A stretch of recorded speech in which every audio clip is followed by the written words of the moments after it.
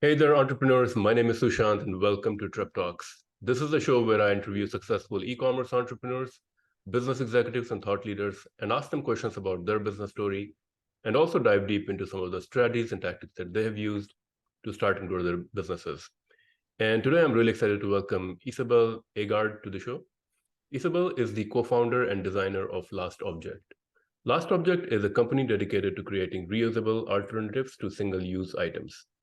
And today I'm going to ask Isabel a few questions about her entrepreneurial journey and some of the strategies and tactics that she has used to start and grow her business. So Isabel, thank you so much for joining me today at Trip Talks. Really, really appreciate your time. Thank you. Thank you for having me. So very interesting idea. I think I've interviewed a couple of other entrepreneurs who worked or are working in a similar space. Creating sustainable products for the single use or finding sustainable solutions, I should say, to this problem of, having plastic products or items that are kind of, people need again and again, and, it just creates more and more plastic. And you have created a similar kind of an idea or product. I think you started with a single product, which was like a swab. Can you share a little bit about your story?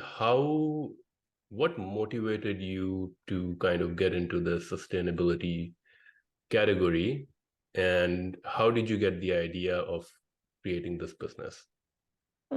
Yeah, of course. Well, I think getting into the sustainability mindset is something I've had like since childhood. I've just always been very drawn to understand how we can make things better, and more sustainable, and what is not and how. And it's a very complex world. So trash in general has actually just been very, very interesting for me to look at. And the well, Last Object, we created Last Object 4 years ago now, with two co-founders, one whom also is my brother, and the other my design partner. And we're all three designers. And I think how we got to create Last Object was actually from a mindset of being a designer, designing all these like furniture, and I was in hospitals mostly and doing a lot of interior, but also concrete product design, and it was very, very amazing. It was great, but I felt like it was just like one more chair, one more table, one more, it didn't feel like it was like the last of something. And when we started talking, we had this joint office, and us three designers, we started talking about what would really make a difference, and what would we actually, if we could do anything, and like anything we wanted to, what we want to do. And we ended up agreeing on something sustainable. It didn't have to be, it had to be something that could be huge, like something we could scale, but mostly something that really had a massive impact. And then we started researching what would that be. And we could do, a very sustainable chair. We could do a very sustainable building. And then we actually started researching. We just fell over the whole single-use industry, and we're kind of surprised about, like, even I'm pretty sustainable, or I felt like I was pretty sustainable in my everyday life, but I had a lot of single-use items in my home, and it was something that I was brought up by, and it was something that my grandma didn't have. It was like, where did this come from, and how can we, because so it was an attack on the whole like notion of single-use items that we kind of dove into. And then we ended up designing a lot of different alternatives, and a reusable cotton swab was the first design, material wise and form wise, that actually formed. So that was our first product, and then we just launched that, and after the success, a very, very overwhelming success that we hadn't expected at all, we just started going from one end, and now we have a collection of 8-10 different designs and different variations of the different designs that are reusable items that replace single use. So it's a combination of design and sustainability. So can you share a little bit about your products themselves? What is the value proposition When I think about like, let's say a single use cotton swab, or sorry, a cotton swab that you can reuse again and again. I'm thinking there's a lot of things that are coming to my mind. So I haven't really read on your website. I mean, is it hygienic? How do you just wash it? So can you share a little bit about how does these products work, and what is the material that they're made out of? And what is really the value proposition here? Definitely. Well, all of our swab can be used over 1,000 times, is it tested laboratory wise, and it's, yes, very hygienic. The whole base of it is completely a closed surface. It's actually kind of a form of it's a TPU at the ends. No, but in general, let me first take the first question. In general, all of our items are reusable multiple, or like thousands or hundreds of times. And of course, they are all very hygienic. They are in materials that are washable either by machine or hand. So that's a huge focus for us, because it has to be easy, and all of our customers need it to be something that's still quick, something that's still for a modern lifestyle. We can't be using too much time on implementing these products into our lifestyle. So that's very important too. Well, the swab in itself, all of the different products are made of different materials with different thought process, and also what we really try to do is that we try to make reusable items that are as close to the feel as the single use would be, because that's what we're used to. So the cotton, or our cotton swab, has nothing to do with cotton, but it has the same feeling. It has especially our rounds, it feels like cotton, like single-use cotton rounds. Our pads, our menstrual pads, are as close to the single-use experience, but it's washable. The swab, the last swab, our reusable swab, is the core is a plastic, like you would see, very enforced. So it's very, very strong, so you can use it so many times and it won't break. And then the ends are made of something called TP, and it's kind of feels like silicone, so it's rubbery. Then it has a surface that is like bubbly, or like it has a structured surface that actually catches your earwax. So the one that we use to clean ears, you can like actually catch. And we ended up actually developing something that's much better for your ear too. So even we have ear doctors saying like this is actually okay to use, because there's been that whole like you shouldn't use a Q-tip. So there's been some really nice developments that wasn't expected, that came afterwards. And then you have, for example, the swabs that are made for like editing makeup, and they are more caved, like the holes are caved into the material in itself, so it kind of catches your mascara or your eyeliner, whatever you are like editing up. So it has different functionalities to what it's being used for. But it's all a closed surface. You wash it under the sink with warm water and soap. And then our rounds and our pads and our tissues, they're all washable by machine wash, because that's the easiest thing to implement in like your everyday life. And then the cases, hand wash, it's different thing. I can't really explain it in one sentence. So when you were going through this idea generation process of trying to solve this problem of sustainability, did you come up with like multiple kind of options?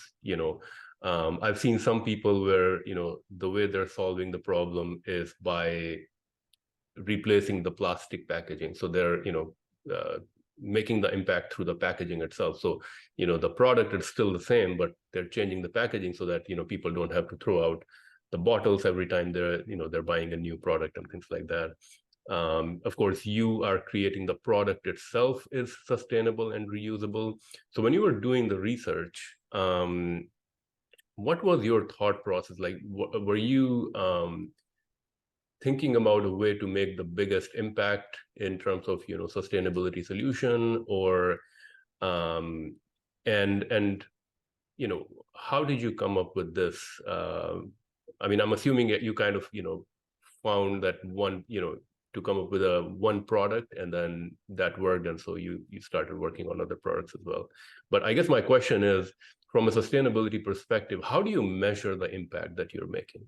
And were there different options, and you thought that this option would make the biggest impact? Of course, there's always like multiple options, and it's a process. The good thing is that like our company and everything that we do is based from sustainability. So that's the first thing. But one thing is what is actually sustainable, and then what is perceived sustainable.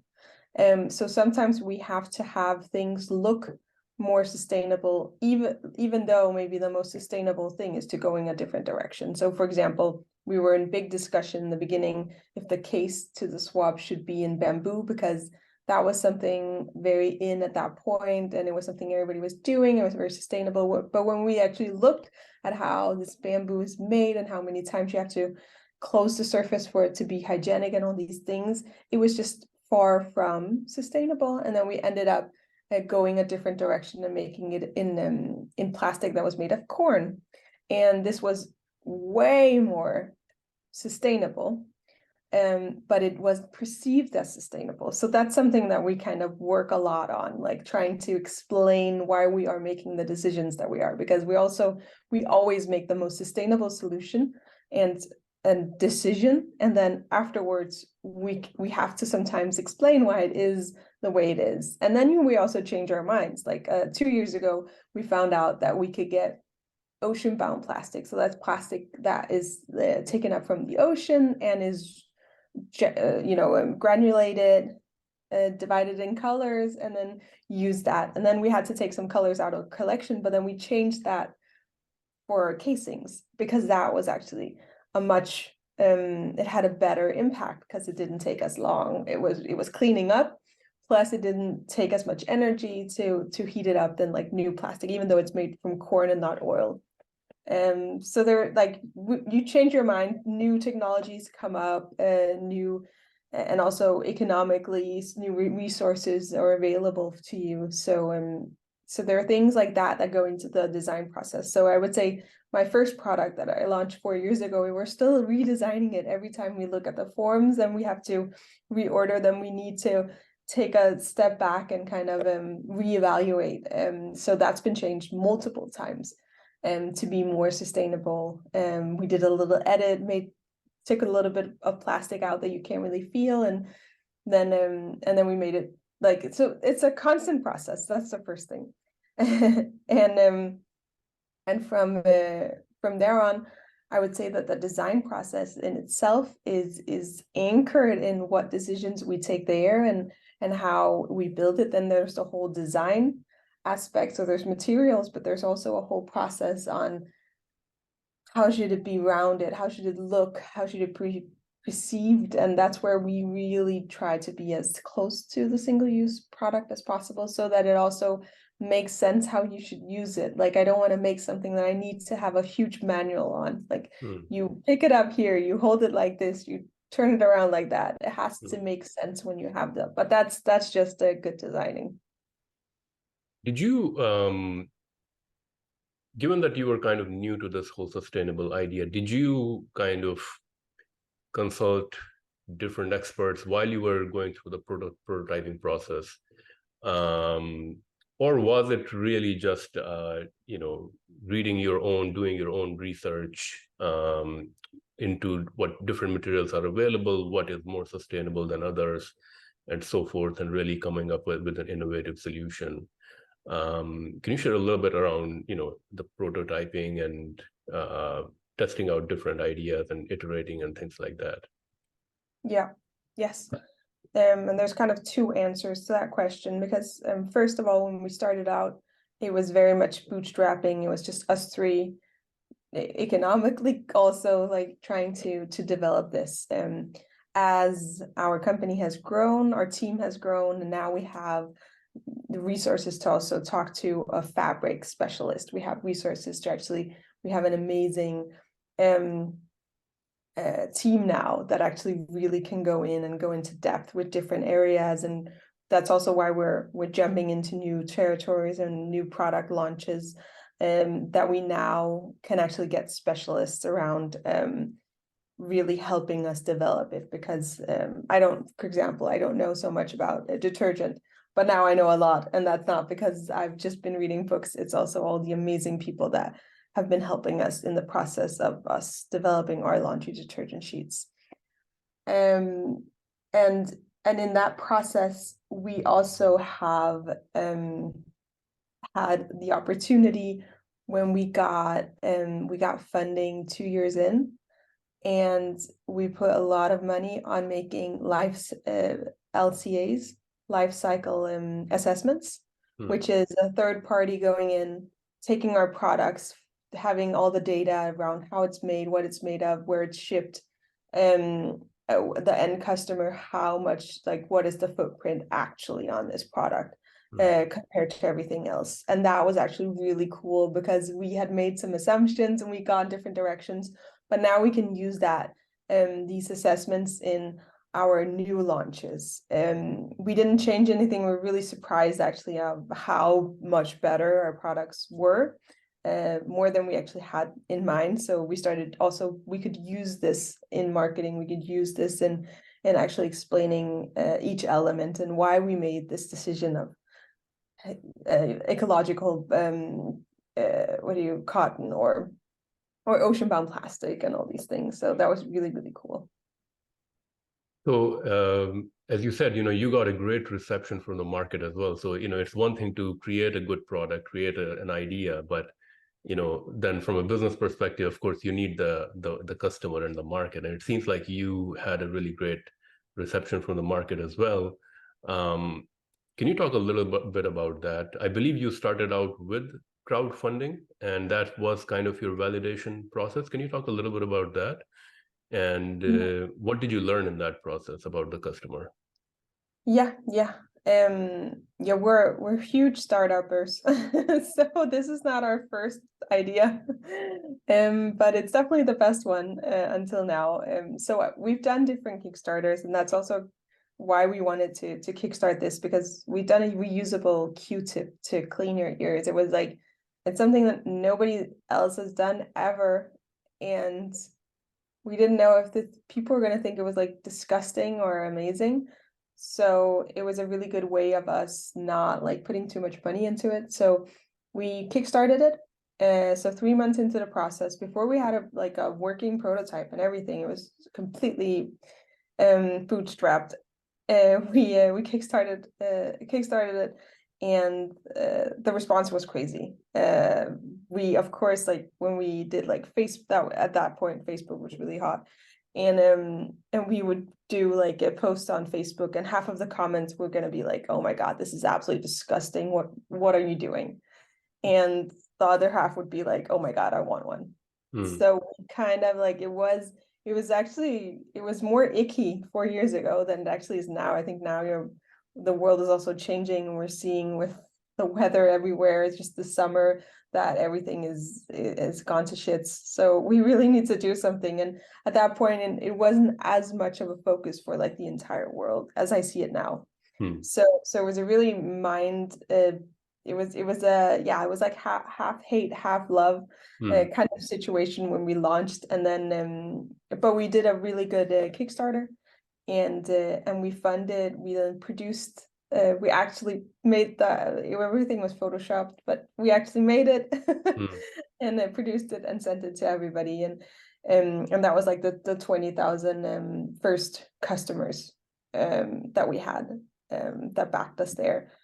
And from there on, it's been different because, or of course, we kept kickstarting actually our products, because it was still a good validation. Like, oh, what about tissues? Is that too much, or is it okay? And do you like this and the pad? And so we've tried like to kind of launch them slowly just to see how much traction that also made it possible for us to stretch funding, that we didn't have to look at that in the beginning, but we're actually just slowly building our company.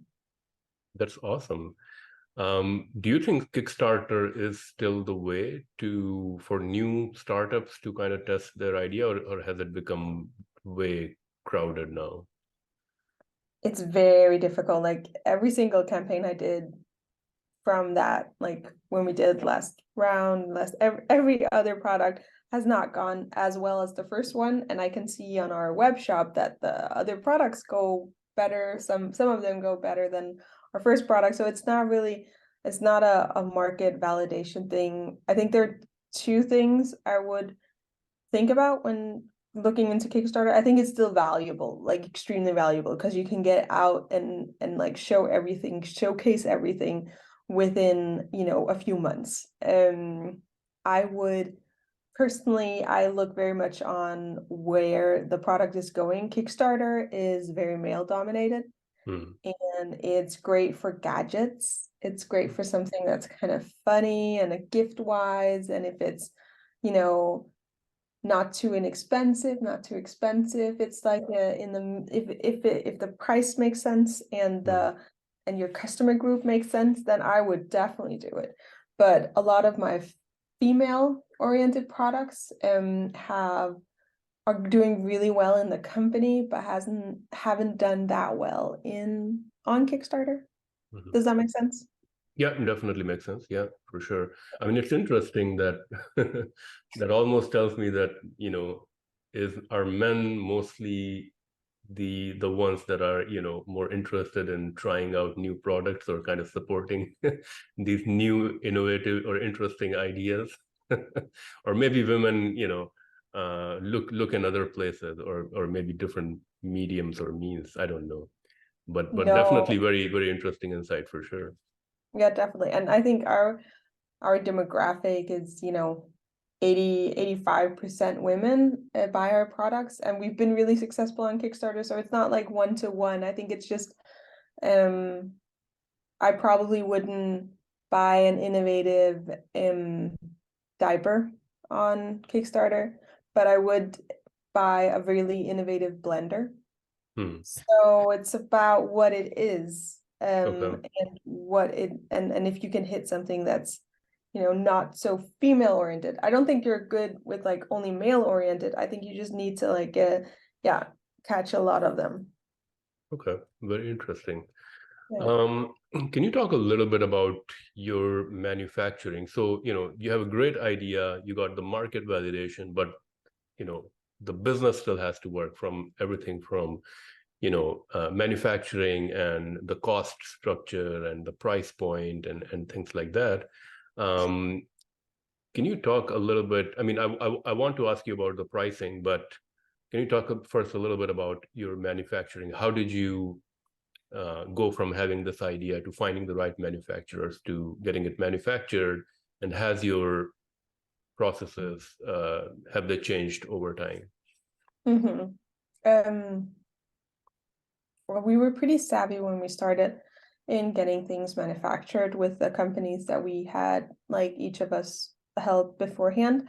So it's really just about like scanning everything and then testing. So like, if you need something that's made a proper way, then the list of manufacturers are just, smaller, and then you just keep testing them. Like, okay, then you send everybody, like you send 5 manufacturer or 50 manufacturers your design, and can they do this and this and this, and then you'll get like 10% maybe back that maybe 20%, 20 to 10% back that actually can and meet your requirements, and also meet your deadlines and everything that and the pricings. And then from there on, you cut it down, either further, you get them to do a prototype. 5 of them will actually end up doing that, and you'll find out that we have 2 good and 3 are crap, and then keep iterating. And you also, when you have produced your item, you keep doing this process, because it doesn't end there. The ones that started, producing the swab is not the ones that are producing it today. And it's also good to have multiple manufacturers, so that you make sure if like suddenly there's a big order or there's a company that closes or something, so that your whole company is not relied on one source. It's also better pricing wise, because then you can look at different qualities and put them up against each other. Hey, can you do it like they are doing it? It's much better, but I like your material or whatever. So that's a whole department of people going back and forth, and you need some really strong people on that. But So is it based within Europe, or how do you, or is it kind of like going to China?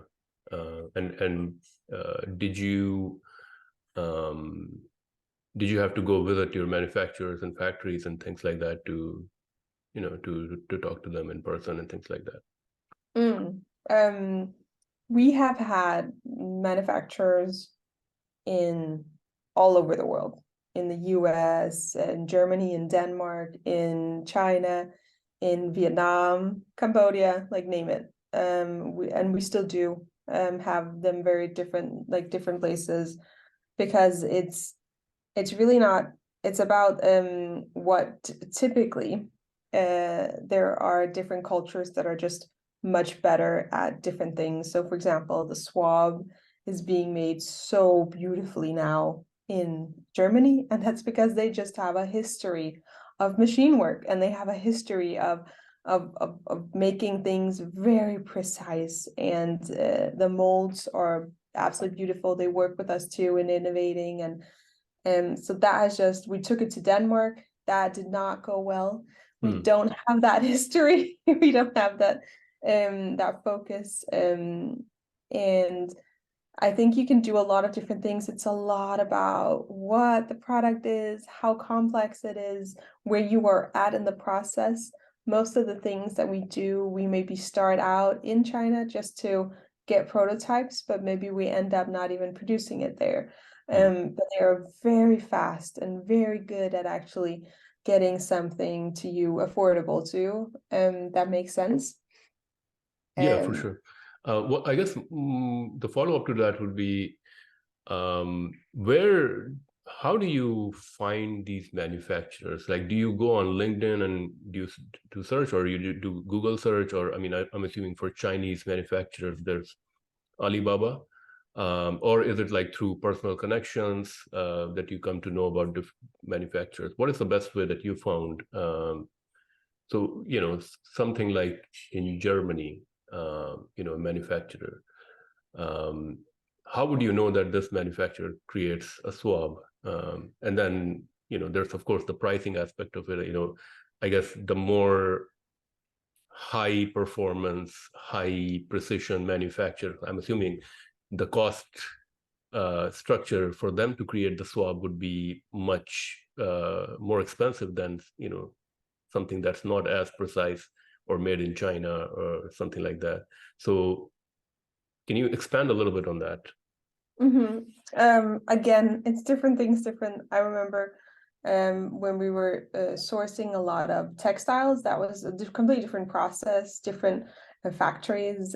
So we were asking around, and people we knew that had clothing made different places, trying to get different offers.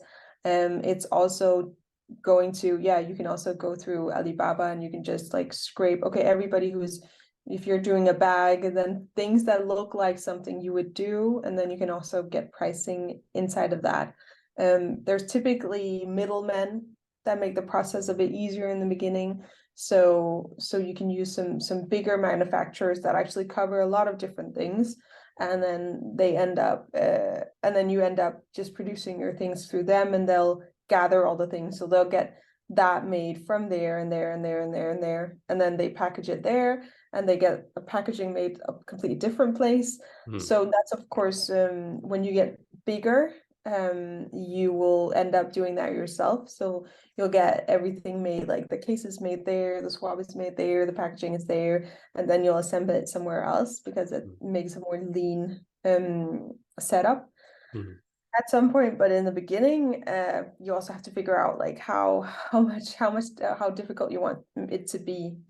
Because if you start on Kickstarter, you don't have, as you also kind of got into a little bit before, but you don't have all the retailers, you don't have distributors, you don't have that pricing issue that you'll have later, where you need more people if you want to grow the brand. In on the cash. So there's a bit more flexibility in the beginning when you're working with direct customers. So it's to answer your question, it's kind of a process, and it's also getting into different.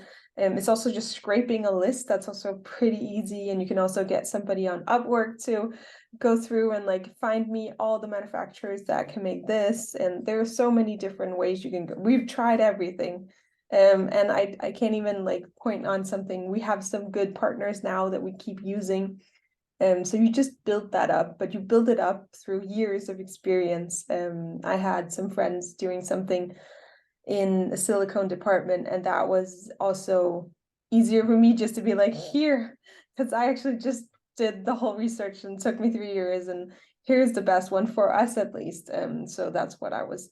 And then they were a bit early in the process, so they needed, the middleman to also make all the other stuff for them.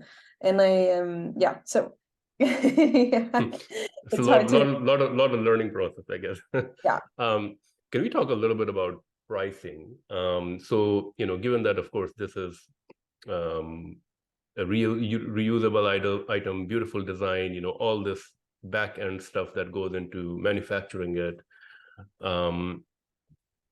So this is obviously, I would assume a higher price point item than the single use counterpart. And then there's the other aspect of it also is you're in a way discouraging people from rebuying this item, because this is supposed to be a reusable. So, in e-commerce or in business in general, it's usually said the better businesses are the ones where people have to go and rebuy the item, like the subscription kind of model and things like that. So in a way, it's kind of anti-subscription or anti-repurchase. So how do you take into account all of those things and how do you come up with the pricing so that it still makes sense from a business perspective? Yeah. Well, you're spot on a lot of the problems that we've had. We are, for me, we're sustainable first. So we can grow, and we'll just grow maybe a little bit slower than what you would if you did some kind of subscription to start off with.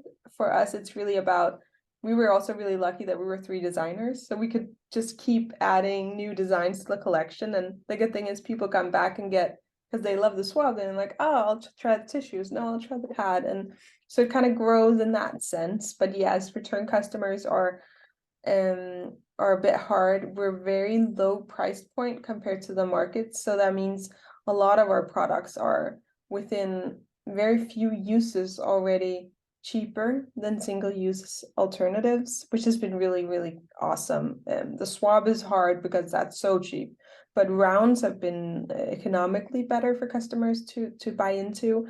So that's been pretty interesting to take a look at and to change up. And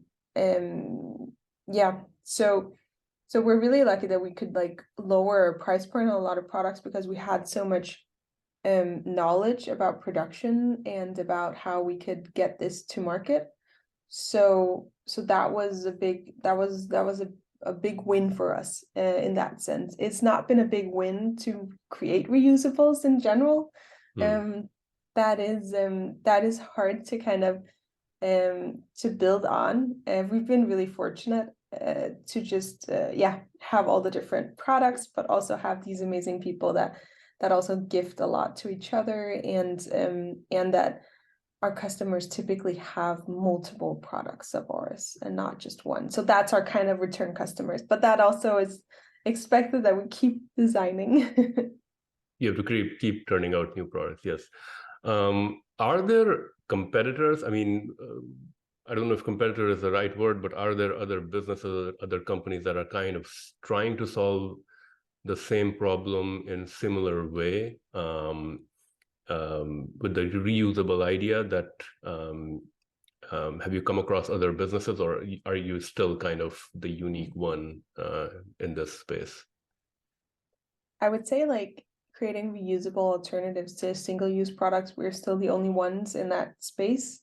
But there are, for example, brands that are doing menstrual cups and menstrual panties and menstrual like that's not a new thing, that we've had that for ages. So, and then you also have companies that are doing other reusable rounds to take off makeup and stuff like that. So you have like you have different products that are also being made in the same scope.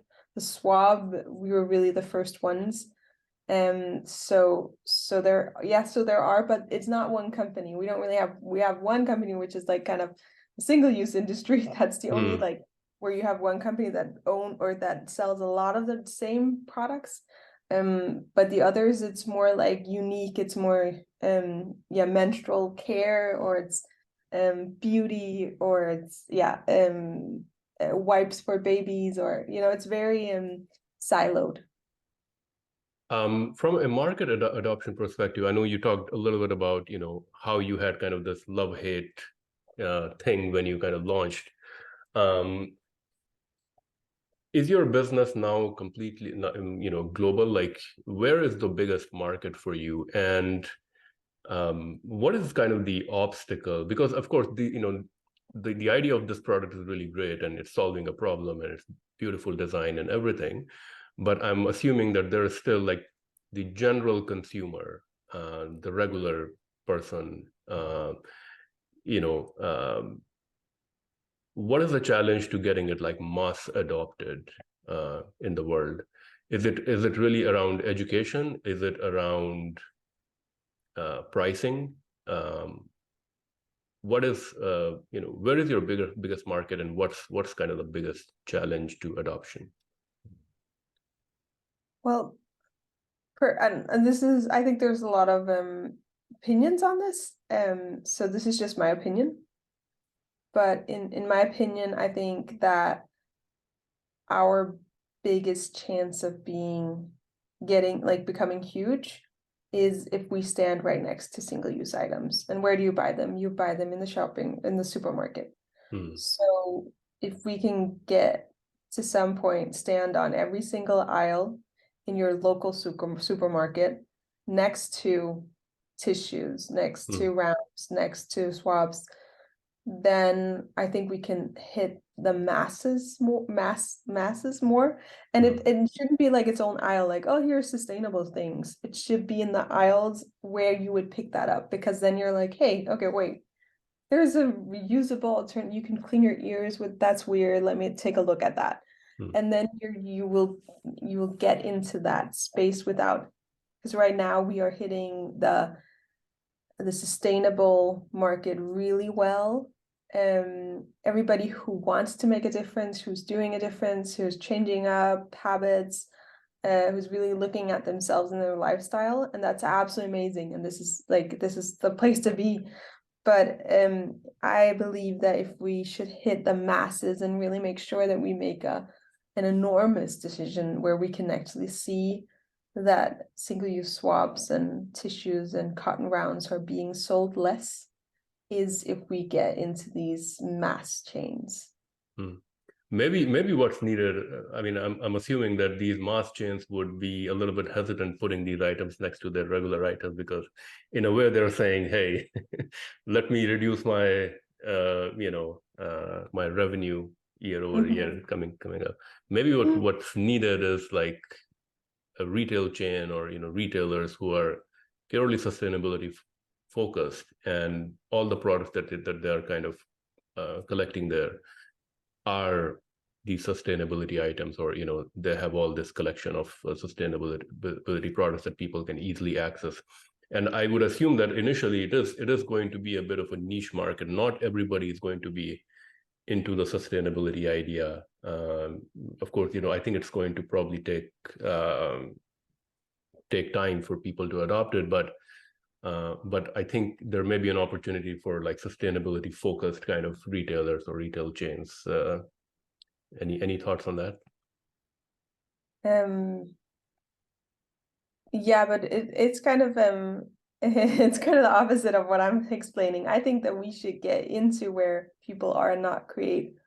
I do believe in sustainable chains and sustainable stores and sustainable places where you can kind of get all that. And I think they will grow, but at some point it's all about convenience, and it's where you're getting your tomatoes anyway, or where you're getting your pasta. And I think it's I think there's a space, and yes, there's conflict of business with them keeping the revenue, but there's also something about different chains starting to really be more sustainable in regards to being the most sustainable, like so that you choose them compared to something else. So if you start going there and buying their tomatoes, they don't care if you don't buy their single-use swabs. So I think it's it just needs time. I'm actually pretty positive of where we're going, and just our little company has opened up some huge chains and some doors, and I think that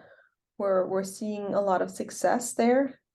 So I do think that it is, yeah, it's possible going that way instead of the other.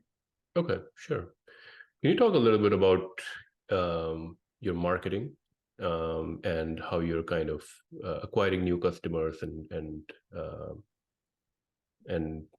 I don't know what your metrics are. Is it really the basket size, or it's probably not returning customers, but I mean it is returning customers. I think you said you have gifters and things like that.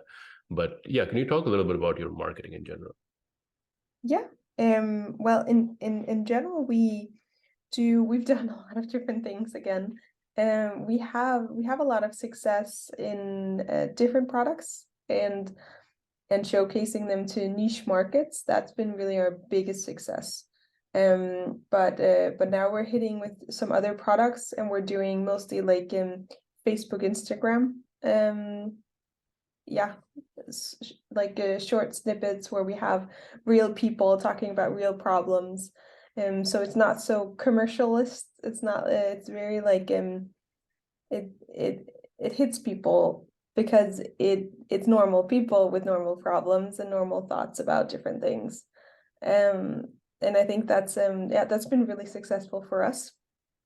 There's also, in general, when we look at marketing, we're in Denmark, Copenhagen, and we've been looking a lot at the US and building our market there first. Because my brother and I lived there for many years and we understand it. And we have now actually started focus on our own home market, and tried to kind of do Facebook ads, get in like the right stores in Denmark, make sure that we get the right partners, and like really focus on marketing like physically, digitally, and awareness wise, doing a lot of things with other brands in Denmark, influencers in Denmark. It's such a little country, and that has had a massive effect.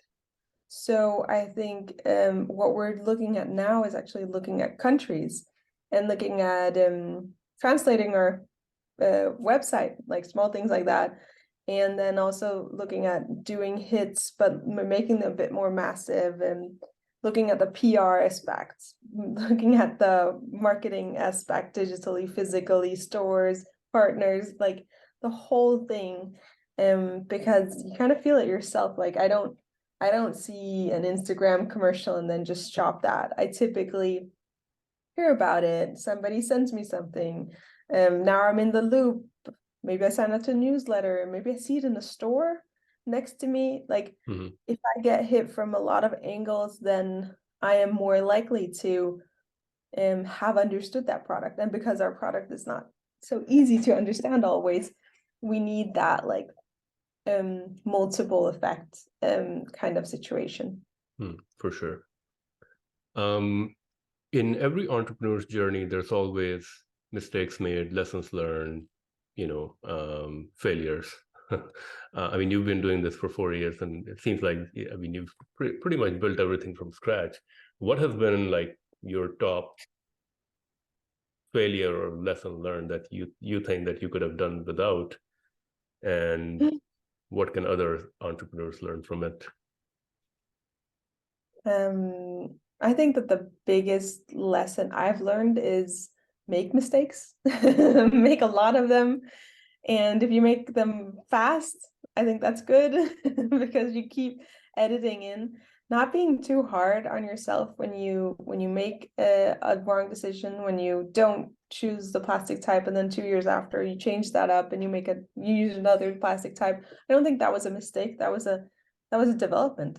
And I could argue both ways. So I think it's really important to just keep making mistakes. Like we've had success, for example, in our own country because we've attacked this so many ways.